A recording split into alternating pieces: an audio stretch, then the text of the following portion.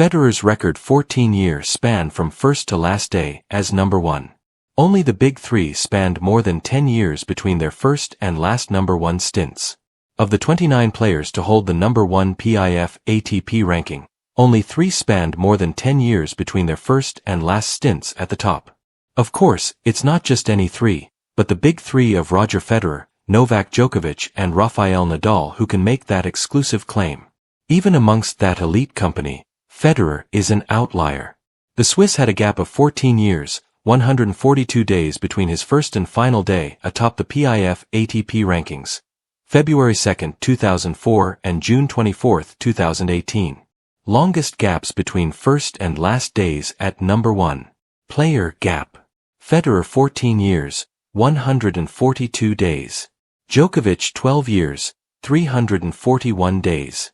Nadal 11 years, 168 days. Connors 8 years, 339 days. Agassi 8 years, 150 days.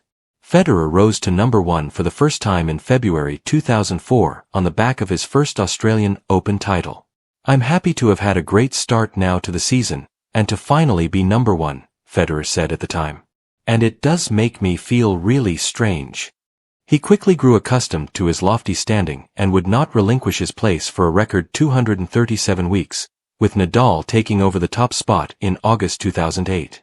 The Swiss spent another 48 weeks at number 1 from 2009 to 10 and a further 17 in 2012. More than 5 years later, Federer set a record for the longest gap between consecutive number 1 stints when he returned to the summit in February 2018. He enjoyed 3 brief stints totaling 8 weeks at number 1 that year, trading the top spot with Nadal throughout the season before Djokovic swooped in to claim ATP year-end number 1 presented by PIF Honors.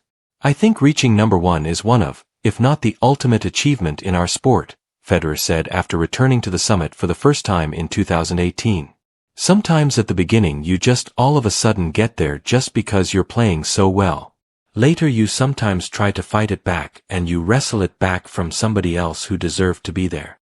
And when you're older, you feel like you have to put maybe sometimes double the work in.